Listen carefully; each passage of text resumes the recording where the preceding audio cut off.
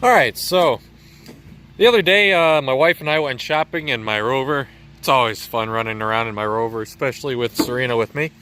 But stopped by Walmart and I did a little bit of shopping. I ended up picking up this, which should really help me make these videos a little bit easier. Now, I've been wanting to get a nice little tripod for doing camera work, but more than that, well, I ended up picking up this whole little kit. This is really what I was after. A camera mount that clips onto the phone. It's got the quarter 20 threaded parts right there and there. It's nice because it's actual metal in there too. It's a little cheesy, but I mean, good enough to get me by for now. I don't expect to be breaking this anytime soon. And for 20 bucks, I got this whole kit here, and I think it's pretty decent value. I'm gonna throw this on there. I will say, it came with this tripod, little tripod. Actually feels pretty stout, and I'm pretty pleased with basically everything down here. But the ball up here it's got this button to release it. But yeah, it's not really all that stiff. It kind of a little bit floppy. So my dad had this little guy, which is about the same size, but it's way stouter. You just, once you lock that down, you just can't, yeah, I cannot move that top.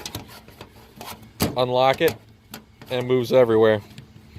So what I'm going to do is I'm going to throw the phone on the clip, use this tripod, and kind of show you what I bought. Having the phone on a tripod really, well, even just having it on the clip with the handheld makes it so much easier to use. I'm probably going to be using this until I get fed up with that floppy ball on the top. But it's kind of a shame because the bottom here, it's actually really decent. I'm really pleased with that. Plastic, yeah, but it's fairly stout. Got a little grippy feet too, so don't go sliding. I did take this apart and try to see if I could get it better. Not really. There's a wedge in there, it pushes up on the bottom of the ball when you let go, and the spring returns. And I don't know if there's just not enough force, if the ball's not grippy enough on like the little cup that holds it. I don't know. I took that apart already. The ball and arm are cast, which is kind of cheesy, especially since if I get this off. I don't know if you can see, but those threads are pretty chewy. I mean, not a problem in use, just kind of was hoping for better. But this is nice. Nice brass nut in there. Seems to be injection molded. Real good. Grippy on the top. Good stuff. But it also came with this one of these little clip-on lens kits, which is really kind of cool. Here it's got two different lenses. One's a macro and one's a wide when you've got them stacked. It is a right-hand thread, so tightening the whole thing into the clip loosens the top lens, which is kind of convenient. So there's the macro lens, and then that'd be the wide angle, and then this is a fisheye. Problem is, with my camera and case, well, you can see, well, doesn't exactly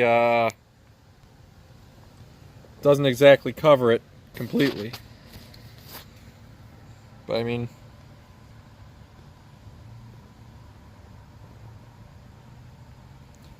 does work. Does work. Although it's not centered, so you get all sorts of aberrations and weird stuff. So if I get a different case for my phone, that might work. I don't know. Also came with this remote. What's cool about it, well, it's got these two buttons on here. One's supposedly for iOS and one's supposedly for Android. They both work on my Android Galaxy phone. I did have to remap it. Oh, this is Bluetooth, by the way, so when it's on, you know, I guess it was still on.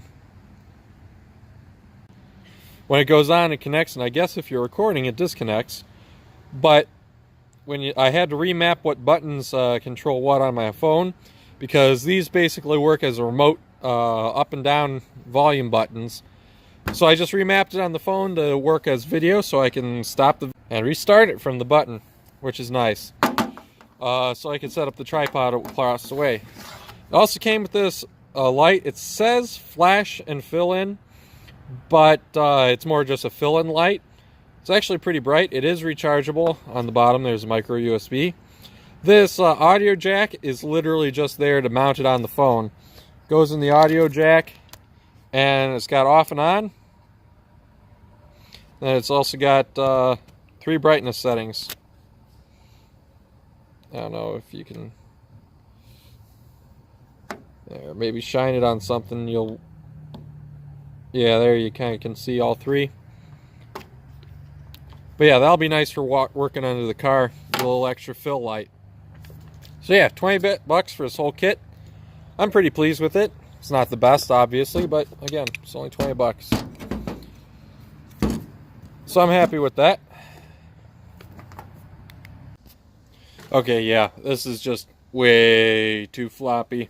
I tried putting it on there and even my phone just kept falling over.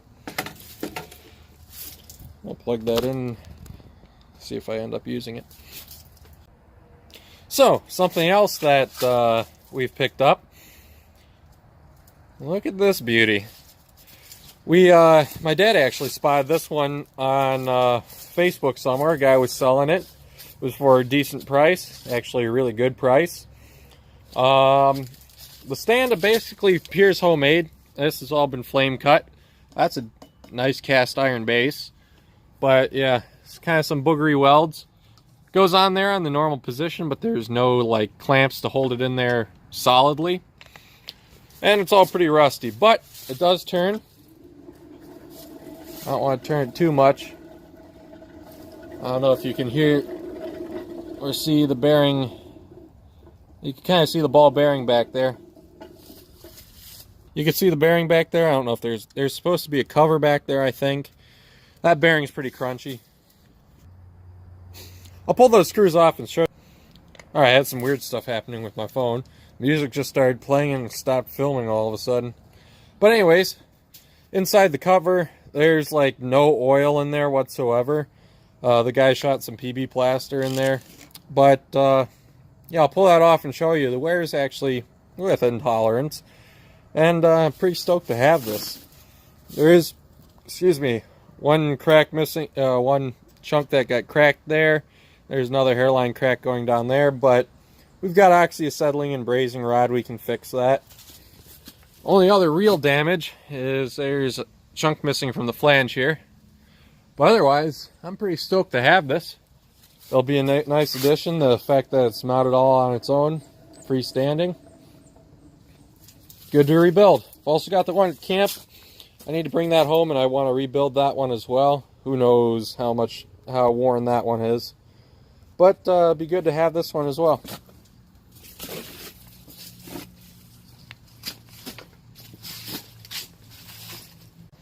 I almost forgot. I was going to show you the inside of this. See the oiler up here? That's in good nick. 2 Philister head screws in there. They actually work as indexing because you notice, you see how deep that is? You see that flat around there? Well, if you don't get the cover on right, they just won't go in. Oop, that's walking off the end there. Sit. Then this whole cover actually slides back that way. So, there she is. Inside of the cover. Odilla PB Blaster. Turns pretty smooth, as you can see. Yeah, the weight's also not in the right place. Seen better, seen worse. There's some muck in there. You can also see in this grease or whatever is up here. It's also kind of yellowed and sparkly from the bronze gear. I don't know how well you can. Yeah, you can see that. You can see the wear on the wear pattern in there, but it's not significant. There's plenty of life left in that. Nothing obviously horrible in there. So yeah, this will be good, little restoration project thing.